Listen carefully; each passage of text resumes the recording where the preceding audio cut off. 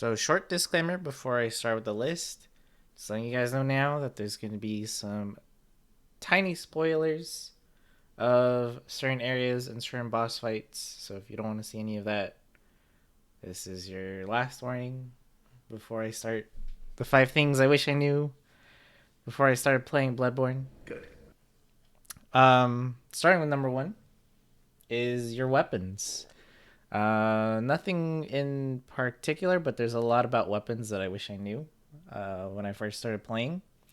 The first thing I want to mention is that in the beginning of the game, you're given a choice between 3 weapons: the saw cleaver, the hunter axe, and the threaded cane.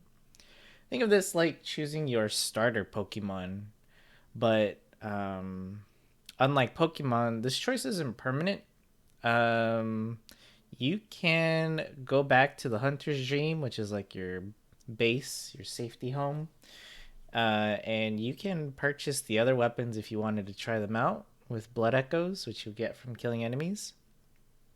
So it's not like it's an all or nothing choice, and it's gonna like screw you down the line if you pick a weapon that you don't like. And that's the other thing about weapons I want to mention is that every weapon in the game can do all the content for the most part. Some will have an easier job than others, but at the end of the day, weapons, including the starter ones, can do most of the content. And the difference is the playstyle. Weapons have different combos. They have every weapon can transform, giving it even more utility, different attacks, sometimes changing the weapon type damage completely. A good example of this is the threaded cane. When you switch into the whip mode, it gets longer range and you can hit multiple enemies at once, but at the cost of it being a little bit slower than its shorter and much faster formation when it's in the cane mode. So just keep that in mind. Is just try out different weapons. They're all different. They have different moves. They have different transformations that make them interesting, and you might find something that'll fit your playstyle. Number two, armor doesn't matter either. I mean, I like it's a little bit different than weapons, but in armor in this game isn't like Dark Souls. You don't upgrade it. Um, it's not important. It's not as important as it would be in other RPG games. So honestly, you can just pick whatever pieces of the outfit you want, mix and match. I mean, there's a reason this game gets called Fashion Born. There's a couple times when certain armor sets can be helpful for side quests, and another example would be like there's the White Church set that gives you extra poison resistance, makes it a little bit easier to explore those areas where the water is like poisons you over time. So just something to keep in mind. But again, not a requirement. Feel free to wear whatever. I wore a freaking doll dress as a male in my threaded cane playthrough, and yeah, we will do most of the stuff anyways. Number three, explore. Now, I have to confess something to you. On my first ever playthrough of Bloodborne, I did a very shitty job of exploring. I missed about every side quest this game has to offer. I missed tons of extra items I could have gotten, and I just missed everything, man. I missed boss fights because of it. Take your time and explore everything, every nook and cranny for items, for additional enemies to help you farm blood echoes. There's side quests you can find, shortcuts to get back to the nearest lamp that you can find, making your life easier.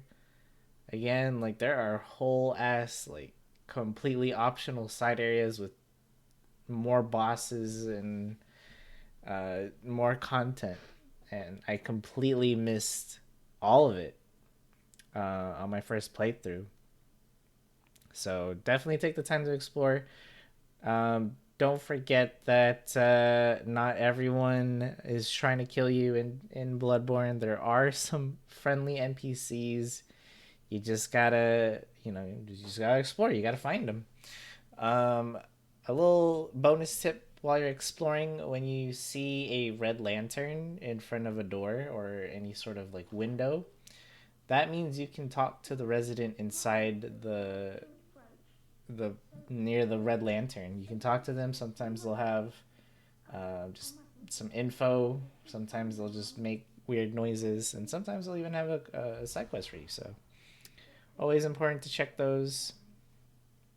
Number 4 is probably going to be the most important tip I can give you, or thing I wish I knew when I was playing Bloodborne, and it's that your secondary weapon, which is either going to be the pistol or the blunderbuss, is not going to be used in the way that you think it will be.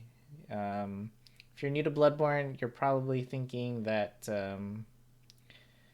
the gun's going to be like a secondary weapon, and it's going to deal a lot of damage and stuff, and you can finish off enemies. It's not exactly meant for that. Now, there are builds in this game that you can center around guns to make them do a lot more damage and do a whole build with them, but not really something you would do on your first playthrough, probably. Pistols are more of a utility weapon than a damage weapon in this game. So, for example, pistols can be used to stun one of the first annoying enemies you'll run into, which are dogs. They'll charge right at you every time they see you, and they'll be aggro as fuck. But a single pistol shot will stun them, and you can either buy yourself some time, some distance if you need to like back up and heal, or if you want to play on the aggressive side, you can dash in and get a good counter hit in while they're stunned. You can also stun certain enemies when they're about to attack you. And if you do this right, this is how you pull off a parry. Now, a parry is one of my favorite things about Bloodborne. It is absolutely my favorite thing about playing Bloodborne, is when you get a parry, you'll hear a sound effect and you'll see the enemy fall on their, they'll fall to their knees. This is when you can perform a visceral attack, which does a lot of damage and looks cool as fuck. And this is a skill you want to learn to make your life in Bloodborne easy. You can use you can parry a lot of attacks. Not every attack. I gotta be firm here. You cannot parry everything in this game. I wish you could. That'd be really cool. But there are certain enemies that just cannot be parried, and certain boss fights and boss attacks which you cannot just parry. You're just gonna have to just dodge it and punish it the old-fashioned way. But getting a parry on a boss or like an annoying enemy is very satisfying. The timing is different for each enemy, of course, and they're different moves. So that's just something you gotta just practice and do it. You'll learn the timings over time. That was a weird sentence, but I mean, you just get used to it. It's a very satisfying mechanic. Try to do it as much as you can. Bonus tip: you can increase the damage of your visceral attacks by increasing your skill stat. Finally, the last thing I wish I knew, number 5, is be careful before you fight the final boss. I won't spoil who it is or what it looks like in the gameplay below. But or I guess in the video. I don't know why I said below.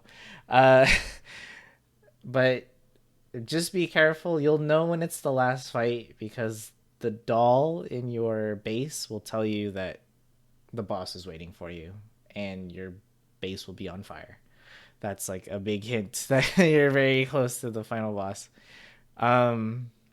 Doesn't matter which ending you get. There are 3 different endings in Bloodborne, but as soon as you get one of them, without warning, you will be shoved into New Game Plus. So if there's something you wanted to do, like some more exploring, some side areas, some DLC maybe, do it now before you fight the last dude, because it's gonna send you into New Game Plus. And you're gonna have to do everything over again. Your stuff does get carried over, like your items, your blood echoes, your experience and stuff. But like if you wanted to do the DLC, you would have to fight. The name of the boss in the upper, or in the cathedral. You would have to fight her again. I can't remember her name right now, but you would have to fight her again. And any of the other side areas, you're gonna have to fight bosses again, and they will be harder on New Game Plus. This game does scale, so just go do your go do everything, explore everything, fight everything before you kill the last boss. And that's pretty much all the advice I have for you, for if you're just starting Bloodborne. Again, this is probably not gonna be useful for any veteran players. But it's just stuff that I wish I kind of knew when I first started playing, because I definitely had to look up all this information myself. Um, but yeah, if you guys enjoyed this content, let me know. If you guys want to see more Bloodborne videos, let me know. If you have any other questions and stuff, comment that shit down below, and I'll try to get back to you as soon as I can. Thank you guys for watching, and I'll see you in the next one.